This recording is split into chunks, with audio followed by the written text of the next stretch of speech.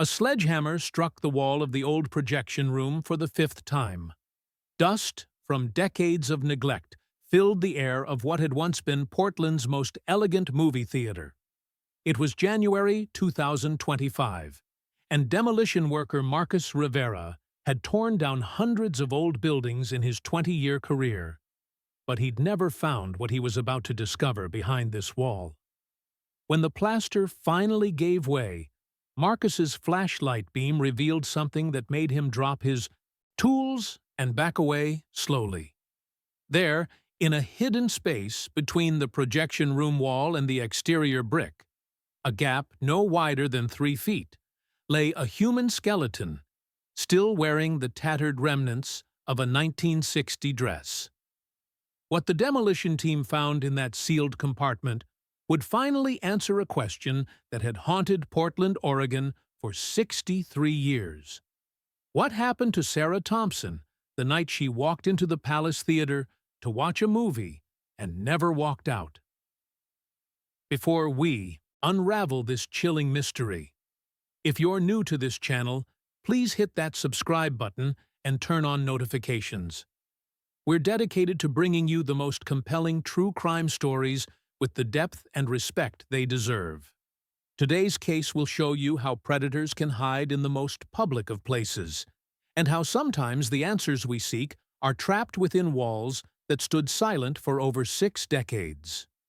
By the end of this video, you'll understand how a young woman vanished from a crowded theater, how an entire city searched for her in vain, and why the building itself had been keeping her secret all along. Sarah Elizabeth Thompson was born on a bright spring morning in April 1943 in Portland, Oregon. She came into the world just as her father, Robert Thompson, was preparing to ship out to serve in World War II. He would meet his daughter for the first time when she was 2 years old, returning from Europe in 1945 with a Purple Heart and memories he'd spend the rest of his life trying to forget. By 1962, Sarah had blossomed into a striking young woman. She stood at 5 feet 6 inches, with honey blonde hair that fell in soft waves to her shoulders. Her eyes were a clear, bright blue, the kind that seemed to light up when she smiled, which was often. She had a small constellation of freckles across her nose that she'd tried to hide with powder as a teenager, but had learned to accept. Those who knew her said her most defining characteristic was her enthusiasm. Sarah approached life with an infectious energy that made people want to be around her.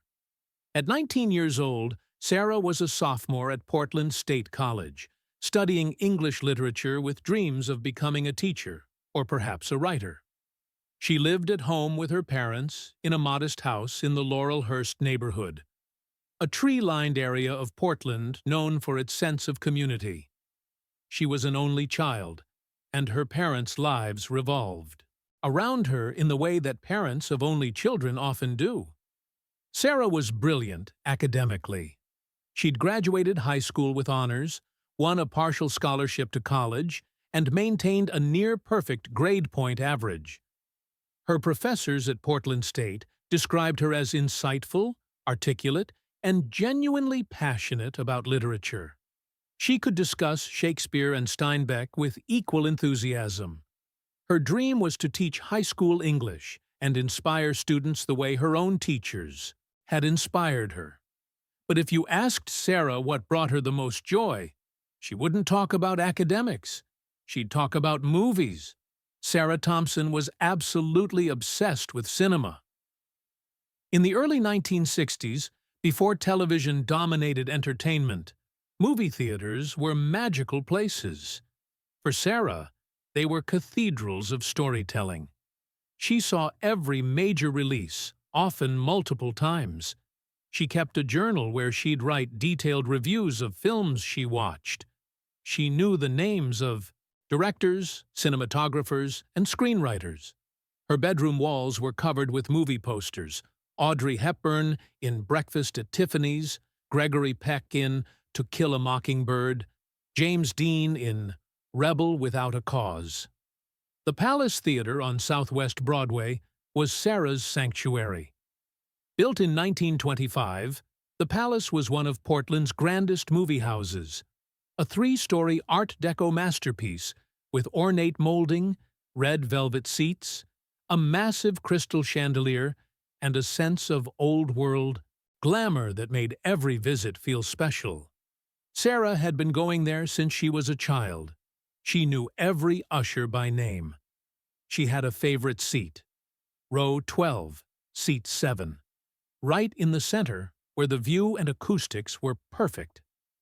On any given week, Sarah went to the Palace at least twice, sometimes 3 times if there was a film she particularly loved. Her parents joked that she should just get a job there, though they said it with affection. They were proud of their daughter's passion, even if they didn't always understand it.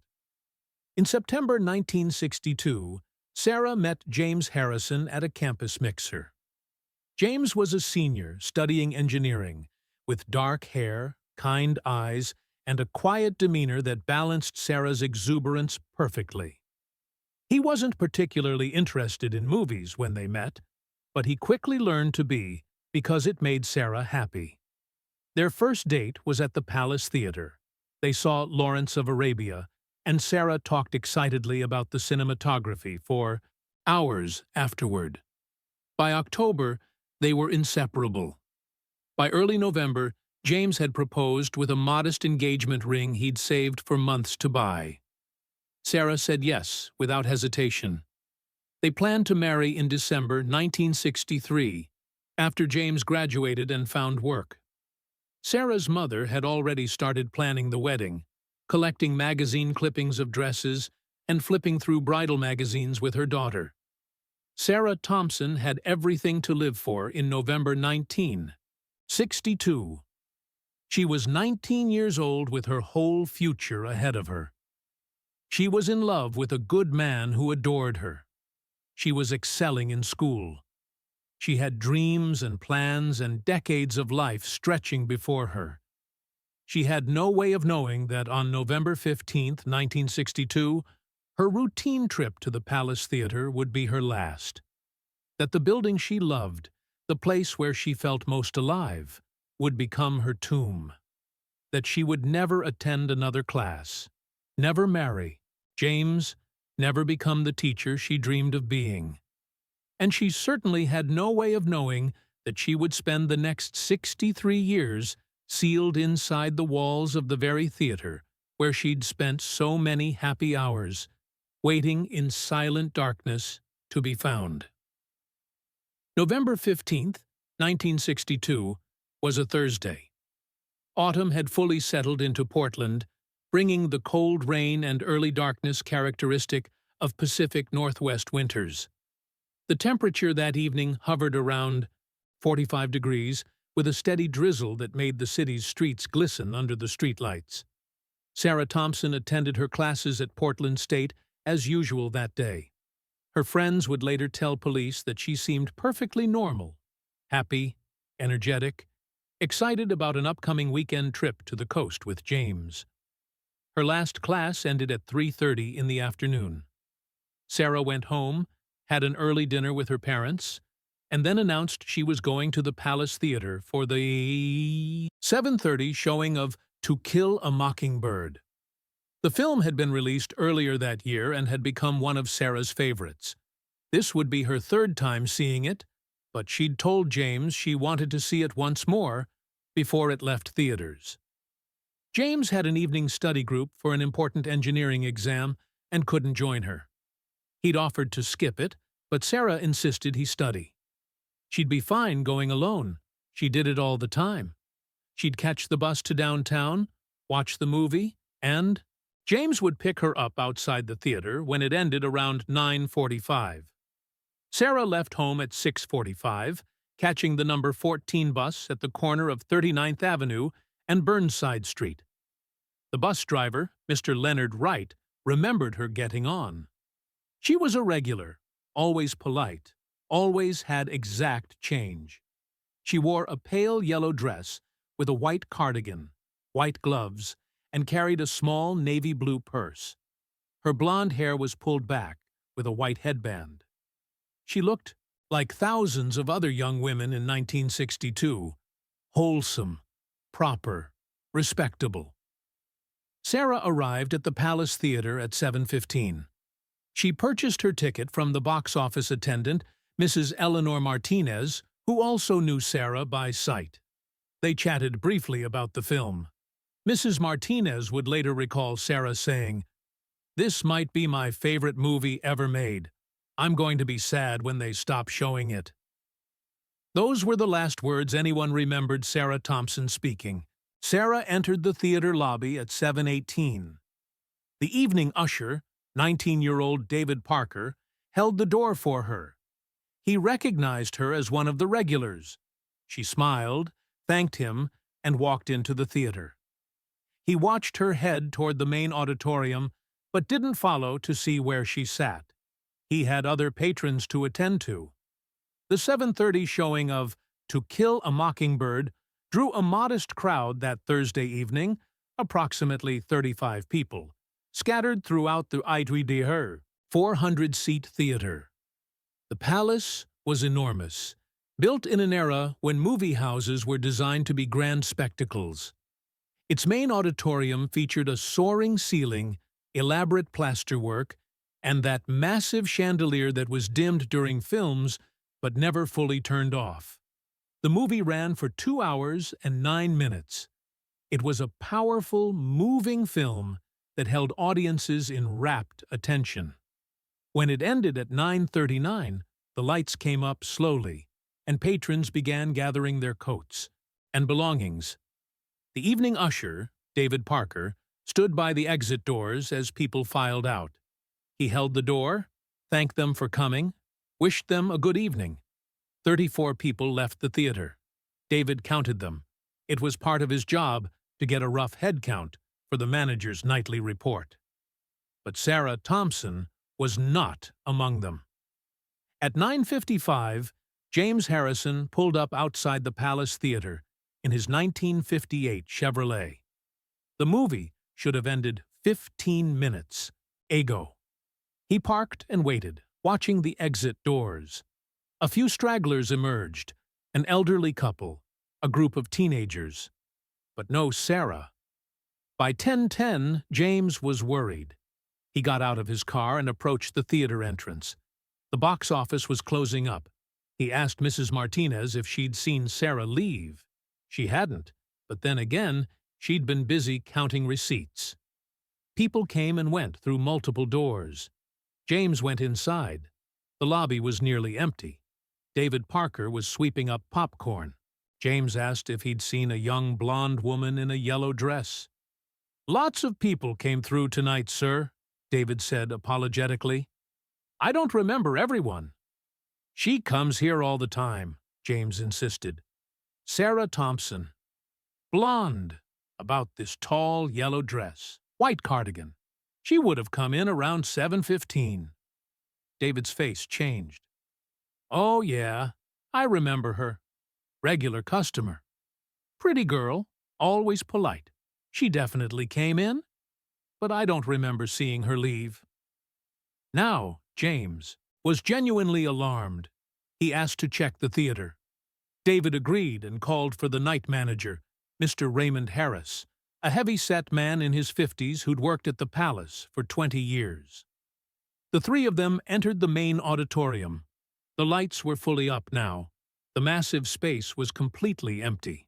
They walked up and down every aisle, checking between seats, looking for a dropped purse, a forgotten coat, any sign of Sarah. Nothing. They checked the women's restroom. Empty. They checked the small balcony section. Empty. They even checked the men's restroom, just in case. Sarah Thompson was simply not there. "Maybe she got sick and left through a different door," Mr. Harris suggested. "Or maybe she ran into a friend and they went somewhere." But James knew Sarah. She wouldn't do that. She'd never leave him waiting without explanation. And she definitely wouldn't have left without her coat. It was cold and raining outside. At 10:40, James Harrison called the Portland Police Department from the theater's office phone. Officer Michael Stevens arrived at the Palace Theater at 11 o'clock. He took James's report, noting the young man's obvious distress. Officer Stevens walked through the theater himself, conducting his own search. He found exactly what James and the theater staff had found. Nothing. By midnight, Detective Raymond Walsh had been called in. Walsh was a 15-year veteran of the Portland Police Department, known for his methodical approach to investigations. He interviewed everyone who'd been at the theater that evening. The box office attendant confirmed Sarah had purchased a ticket at 7:15.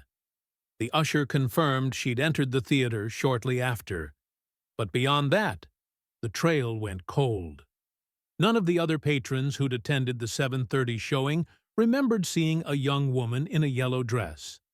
The theater had been dark, people had been focused on the film, and Sarah apparently sat alone somewhere in that vast auditorium.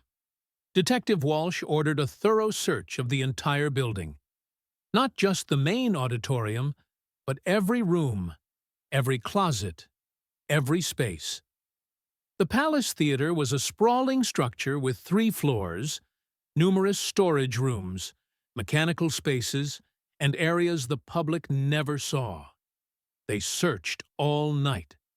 The basement storage area filled with old film reels and equipment.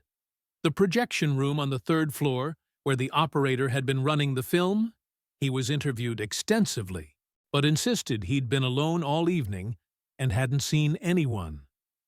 The staff break room, the manager's office, empty dressing rooms from when the Palace had hosted live performances decades ago.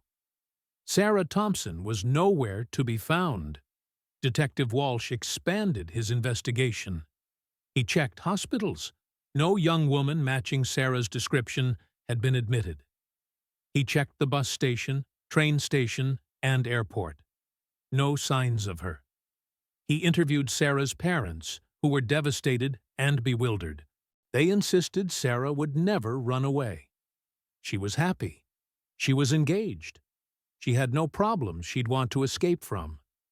He interviewed Sarah's friends from college. They all said the same thing.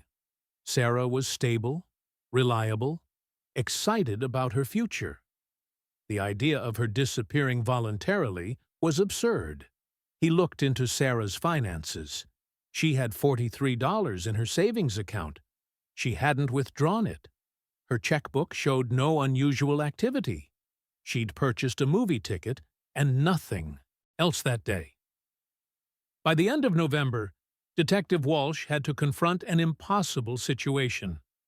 Sarah Thompson had entered the Palace Theater at 7:18 p.m. on November 15, 1962. Multiple witnesses confirmed it, but she had never left. The theater had been searched exhaustively. She wasn't there, yet she couldn't have gone anywhere else.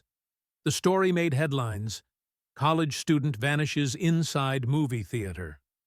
The press ran photographs of Sarah, her engagement photo, showing her smiling face, her bright eyes, her whole life ahead of her. The public was fascinated and horrified. How does someone disappear from a crowded public building? Theories proliferated. Some thought Sarah had been abducted by someone, possibly lured outside through a back exit. But all the theater's exit doors were accounted for, and they either alarmed or led to locked areas. Some wondered if she'd met someone inside the theater and left with them voluntarily. But Sarah's character made this seem unlikely, and her coat and purse had never been found. A few people whispered about foul play by theater staff. Detective Walsh investigated this extensively. He looked into the background of every employee, the manager, ushers, projectionists, cleaning crew. Most had worked at the Palace for years without incident. None had criminal records. None had demonstrated any inappropriate behavior. The projectionist that night had been Charles Webb. a 47-year-old man who'd worked at the Palace since 1954. He was quiet, kept to himself, and did his job competently. Walsh interviewed him multiple times. Webb's story never changed. He'd been alone in the projection booth all evening, focused on running the film properly, and had seen nothing unusual. By March 1963, the investigation had stalled. The Portland Police Department kept the case active, but with no new leads, there was nothing to pursue. Sarah's parents put up missing person posters throughout the city. They hired private investigators. They held vigils and press conferences. Nothing brought their daughter back. James Harrison graduated from Portland State in June 1963. He'd planned to marry Sarah that December. Instead, he attended classes in a fog of grief and confusion, barely able to focus. After graduation, he took a job with an engineering firm, but friends said he was never the same. The light had gone out of him.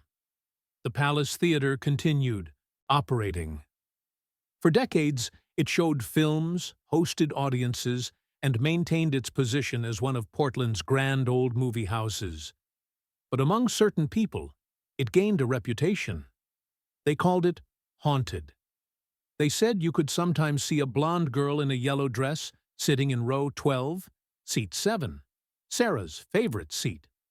The theater's management dismissed these stories as superstition and imagination. The building itself stood solid and silent, its Art Deco facade weathering the years, its interior gradually aging but still grand. And within its walls, sealed in a narrow space that no one had any reason to access, Sarah Thompson remained, waiting in darkness to be discovered. The 1960s gave way to the 1970s, and Sarah Thompson's disappearance remained one of Portland's most baffling unsolved cases. Her face appeared in true crime books, in articles about mysterious vanishings, in discussions of unsolved mysteries. But as years passed without answers, the case slowly faded from active investigation to cold case status. Sarah's parents never recovered. Robert Thompson, her father, became obsessed with finding out what happened to his daughter. He spent thousands of dollars on private investigators, psychics, and anyone who claimed they might have information. None of it led anywhere. He died in 1979 of a heart attack at age 63. Friends said it was a broken heart that killed him. Sarah's mother, Margaret Thompson, lived until 1994, dying at age 76. For 32 years, she maintained Sarah's bedroom exactly as it had been in 1962. The movie posters still hung on the walls. Sarah's clothes still hung in the closet. Her college textbooks still sat on her desk. Margaret refused to accept that Sarah was gone, insisting until her final days that her daughter would somehow come home. James Harrison never married. In the immediate aftermath of Sarah's disappearance, well-meaning friends tried to set him up with other women. He declined politely. As years passed, he simply stopped socializing. He worked as an engineer, lived alone in a small apartment, and spent his evenings reading or listening to music. On what would have been Sarah's birthday each April, he'd visit the Thompson family plot at Riverview Cemetery and leave flowers. After Margaret died in 1994, there was no one left to visit, but James kept going anyway, leaving flowers on all three graves. James Harrison died in February 2018 at age 77. His obituary mentioned he was predeceased by his fiancée, Sarah Thompson, who disappeared in 1962. He'd waited 56 years for a woman who never came back. Meanwhile, the Palace Theater lived on, though its glory days gradually faded. In the 1970s and 80s, as multiplexes became popular, single-screen theaters like the Palace struggled. By the 1990s, it was showing second-run movies, and special screenings of classics. The beautiful Art Deco interior grew shabby from deferred maintenance. The red velvet seats became worn. The carpet faded. Still, the palace held on. It became beloved by Portland's film community precisely because it was a relic. Cinephiles cherished the experience of watching movies in a grand old theater with history and character. Film festivals used the space. The building was added to the National Register of Historic Places in 1995, which brought some restoration funding. The story of Sarah Thompson became part of the theater's lore. Tour guides would mention it when the palace occasionally opened for architectural tours. In 1962, a young woman disappeared from this very theater and was never found. It added to the building's mystique, its sense of mystery and history. Urban explorers and paranormal investigators occasionally tried to gain access to the building's hidden spaces, convinced Sarah's remains must be inside somewhere. The theater's management denied these requests. The Portland police had searched the building exhaustively in 1962, they argued. If there had been anything to find, it would have been found then. But they were wrong. Because the 1962 search, thorough as it was, had missed something. A space that wasn't on any architectural plans. A gap between walls that shouldn't have existed but did, created by a renovation in the 1940s that had never been properly documented. By 2010, the Palace Theater was losing money consistently. The building needed major renovations it couldn't afford. The old projection equipment was obsolete. The plumbing was failing. The roof leaked. In 2018, the theater's owners made the difficult decision to sell the property. A development company purchased the Palace Theater and the surrounding lots in 2019. They proposed demolishing everything to build a modern mixed-use development. Retail on the ground floor, apartments above. Historic preservationists fought the plan, but ultimately, economics won. The building was too expensive to save. Demolition permits were issued in late 2024. On January 8, 2025, demolition began. The wrecking crew started on the upper floors, working their way down methodically. The process was documented carefully because of the building's historic status. Photographs were taken, architectural elements were salvaged where possible, and the work proceeded slowly and deliberately. On January 14, 2025, the crew reached the third-floor projection level. This is where the old film projectors had been housed, along with storage for reels, equipment rooms, and narrow catwalks that allowed access to the building's mechanical systems. Marcus Rivera was part of the demolition crew. At 52, he'd been in the EB2 construction and demolition business for 2 decades. He'd torn down factories, warehouses, office buildings, and houses. He thought he'd seen everything. On that Tuesday afternoon, Marcus was assigned to demolish the projection room's north wall. The room was long abandoned, filled with dust, and the skeletal remains of outdated projection equipment. He swung his sledgehammer at the plaster and lathe, breaking through what he thought was an exterior wall. But when the plaster gave way, his sledgehammer hit something unexpected, another wall, about 3 feet behind the first one. There was a gap between the walls, a narrow space that shouldn't exist. Marcus peered into the darkness with his flashlight. At first, he thought he saw old pipes or discarded construction materials. Then his brain processed what his eyes were actually seeing, and he felt his blood run cold. There were bones. Human bones. A skeleton, collapsed, but still partially articulated, lying in what looked like a seated position against the inner wall. and covering the bones were the tattered, faded remnants of fabric. A dress. Yellow fabric, though bleached and deteriorated by decades in darkness. Marcus backed away, nearly tripping over debris. He called out to his supervisor in a voice he barely recognized as his own. "Stop work. Stop everything. Call the police.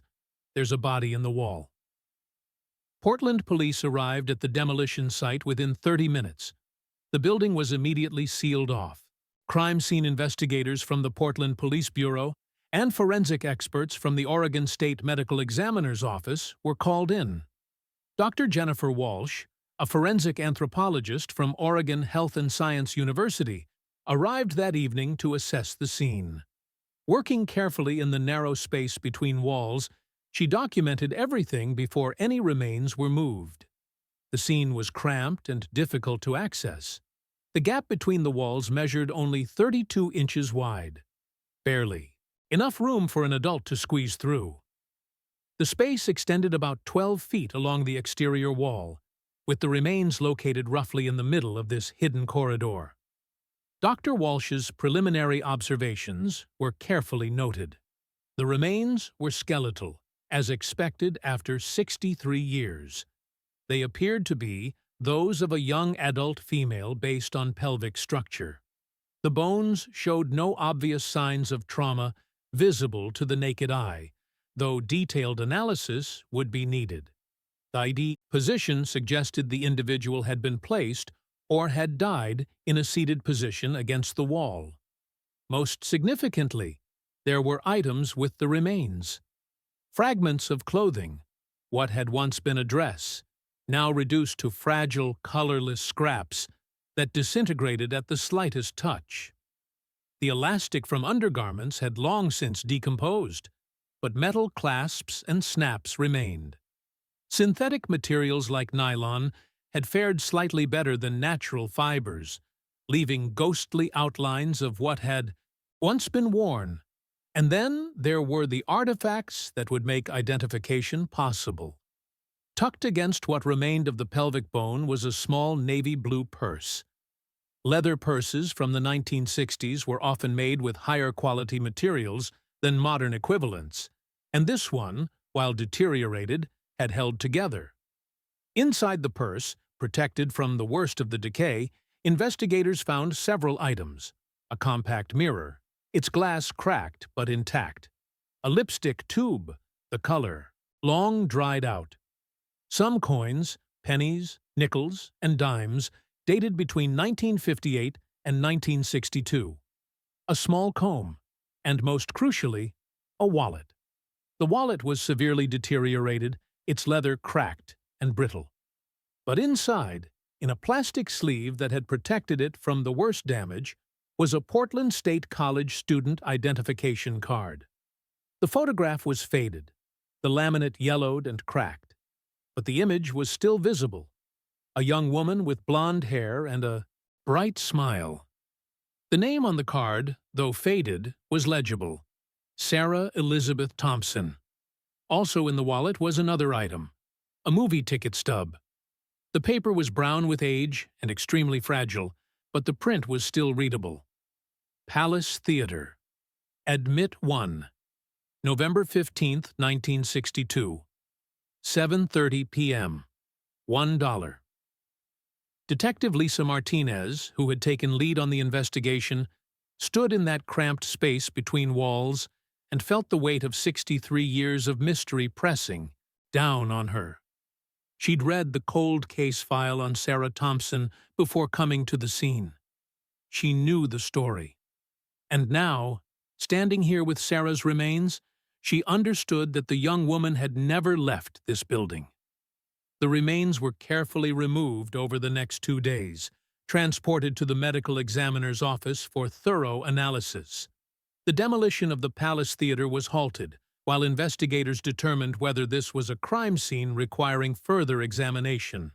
Detective Martinez began the difficult task of tracking down anyone connected to Sarah Thompson who might still be alive. Sarah's parents were long deceased. James Harrison had died 7 years earlier, but Martinez located some of Sarah's college friends, now in their 80s, and several relatives, including a cousin who lived in Seattle. On January 18, 2025, the Portland Police Bureau held a press conference. Captain Richard Foster stood before cameras and reporters and made the announcement that would finally close one of Portland's oldest missing person cases. On January 14th, human remains were discovered during the demolition of the Palace Theater on Southwest Broadway. Based on evidence found at the scene, including identification documents, we believe these are the remains of Sarah Elizabeth Thompson, who disappeared from the same theater on November 15, 1962. While we await final forensic confirmation, the evidence strongly suggests that Sarah Thompson never left the Palace Theater that night. She has been here all along. The news exploded across Portland and then national media. The story had everything. A 63-year-old mystery solved, a young woman who vanished from a movie theater, remains found during demolition. It was featured on national news broadcasts, true crime podcasts, and social media. But for those who'd known Sarah, or known of her case, the discovery was bittersweet. Finally, there were answers. Finally, Sarah could be laid to rest properly. But the answers came with haunting questions. How had she ended up in that space? Had she died quickly or suffered? Had anyone heard her if she called for help? And most disturbing of all, how had she gotten into that sealed space in the first place? The forensic investigation into the remains found in the Palace Theater took 3 months. The findings, released in April 2025, provided some answers while leaving others, frustratingly, out of reach. Dr. Jennifer Walsh's detailed anthropological analysis confirmed the remains were consistent with a female in her late teens to early 20s, approximately 5 feet 6 inches tall. The skeletal structure showed no obvious signs of disease or previous major injuries. Based on the overall evidence, investigators were confident these were Sarah Thompson's remains, though absolute scientific certainty was impossible after 63 years. Dental analysis provided the strongest evidence for identification. Sarah's dental records from 1962 showed several distinctive features, including a small filling in a lower molar and slight overlapping of her front teeth that had never been corrected with braces. The skull recovered from the palace showed matching characteristics in the teeth that remained intact, though some teeth were missing entirely, having detached from the jaw over the decades. The partial match, combined with the identification card and the context, made identification highly probable. DNA analysis was attempted but yielded limited results. After 63 years, genetic material in the bones had degraded significantly. Mitochondrial DNA testing showed markers consistent with maternal relatives who'd provided samples, but the results were not conclusive enough to serve as definitive proof on their own. The identification ultimately rested on the combination of circumstantial evidence: the location, the identification card, the date on the movie ticket, the clothing description matching what Sarah wore that night, and the partial dental match. The most critical finding came from examination of the neck vertebrae. Dr. Walsh identified damage to the hyoid bone, a small, horseshoe-shaped bone in the neck, and to the upper cervical vertebrae. The pattern of damage was consistent with compression of the neck, possibly from strangulation. However, after 63 years, it was impossible to determine this with absolute certainty. The damage could potentially have other explanations, though strangulation remained the most likely cause given the evidence. The findings strongly suggest this individual died from asphyxiation, most likely manual strangulation, Dr. Walsh wrote in her report. However, we cannot state this conclusion with complete certainty given the age of the remains. The investigation turned to how Sarah had ended up in that space, Detective Martinez and her team conducted extensive research into the Palace Theater's history and architecture. They discovered that the space between walls had been created during a 1947 renovation. The theater had originally been designed with a different projection room configuration. When sound technology improved in the 1940s, the projection room was remodeled to accommodate new equipment. As part of this work, a new interior wall was built, creating the main projection room, but the construction left a narrow gap between this new wall and the original exterior wall, a gap that wasn't documented in the updated building plans. This hidden space had been accessible only from the projection room itself, through a small access panel that led to what was essentially a service corridor for electrical conduits and ventilation. The access panel would have been concealed behind equipment and known only to those who worked in the projection room. The investigation focused on the projectionist who'd been working the night Sarah disappeared. Charles Webb. Webb had worked at the palace from 1954 until his retirement in 1984. He'd died in 1995 at age 80. Detective Martinez dug into Webb's background. What she found was disturbing. In 1956, 4 years before Sarah's disappearance, a female theater patron had filed a complaint with the management claiming Webb had made her uncomfortable with inappropriate comments and had followed her when she left the restroom. The complaint had been investigated internally but never reported to police, and Webb had received a warning. The woman hadn't pursued the matter further. In 1969, 7 years after Sarah's disappearance, another complaint had been filed by an usherette who worked at the theater, claiming Webb had made unwanted advances and had touched her inappropriately in a storage room. Again, this was handled internally. Webb was suspended for 2 weeks, but not fired. Frusteri. Theater's management had apparently seen Webb as an eccentric but skilled worker who occasionally crossed lines, but was otherwise valuable. The culture of the early 1960s meant such complaints were often minimized or ignored.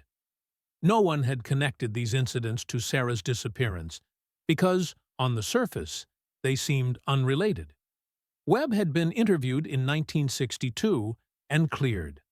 But now, with the benefit of hindsight and the discovery of where Sarah's body had been hidden, a darker picture emerged. Webb had been working alone in the projection room that night. He had access to the hidden space. He had a history of inappropriate behavior toward women, and Sarah had disappeared without a trace from his theater.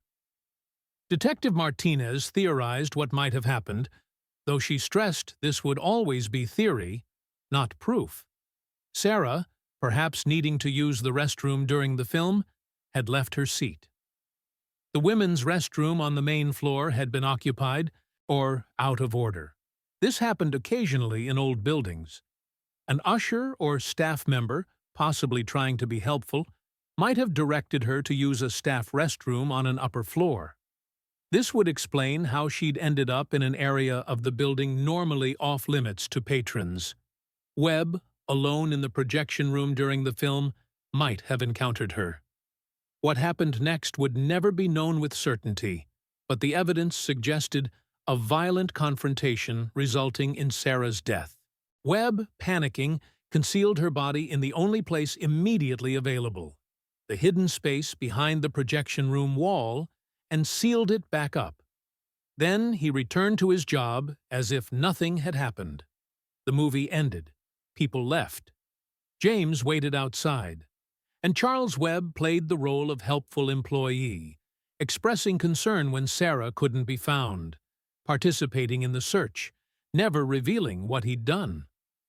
We believe Charles Webb was responsible for Sarah Thompson's death and the concealment of her body, Captain Foster announced at a press conference in April 2025. However, Webb died in 1995, 30 years ago. We cannot prosecute a deceased individual. This case will be closed as solved but unprosecutable. It was unsatisfying justice, but it was the only justice available. On May 15, 2025, exactly 63 years and 6 months after she disappeared, Sarah Elizabeth Thompson was finally laid to rest. Her remains were buried at Riverview Cemetery, where her parents had been buried decades earlier. A new headstone marked all 3 graves. The Thompson family: Robert, 1916 to 1979, Margaret, 1918 to 1994, and Sarah, 1943 to 1962. Together at last. The funeral was attended by over 100 people. Some were elderly friends who'd known Sarah in college. Others were members of the Portland film community who saw Sarah as a symbol of how dangerous the world could be for young women, even in seemingly safe public spaces. Detective Martinez attended, as did Dr. Walsh and other members of the investigation team. Sarah's cousin, Elizabeth Morrison, gave a eulogy. "Sarah loved movies because they transported her to other worlds," she said. "She loved the Palace Theater because it felt magical to her. She should have been safe there. She should have watched her movie, left the theater, married James, and lived a long, happy life. Instead, she became a victim of someone who saw her vulnerability as an opportunity. Sarah deserved better. She deserved justice that came 63 years too late." The Palace Theater's demolition resumed after the investigation concluded. The building was completely demolished by July 2025. Before the final walls came down, a small memorial plaque was installed on the site. In memory of Sarah Elizabeth Thompson, 1943 to 1962, whose life was taken in this building and whose remains went undiscovered for 63 years. May she finally rest in peace. The case raised broader questions about how many other old buildings might contain hidden spaces and dark secrets. It prompted some jurisdictions to require more thorough documentation of building modifications. It renewed conversations about how institutions handle complaints of inappropriate behavior and whether different action in 1956 or 1969 might have prevented Sarah's death in 1962. For Portland, the resolution of Sarah Thompson's disappearance closed one of the city's longest-running mysteries. But it opened wounds, too. The realization that Sarah had been inside the building all along, that her parents had died without knowing she was just blocks away, that James had spent 56 years mourning a woman whose body was sealed inside the walls of the very building where they'd had their first date. These truths were painful. The story of Sarah Thompson serves as a reminder of several uncomfortable realities: that predators can hide in plain sight, working normal jobs and appearing ordinary; that institutions often prioritize their own reputation over victim safety; that sometimes the answers we seek are much closer than we imagine, hidden behind walls both literal and metaphorical. Sarah Thompson went to watch a movie on a Thursday night in November 1962. She never came home. For 63 years, she remained where she fell, sealed in darkness, while life continued around her. The movies played, audiences laughed and cried. The building aged, time passed. Until finally, in the building's last days, its walls came down, and Sarah was found. She'd been waiting there all along.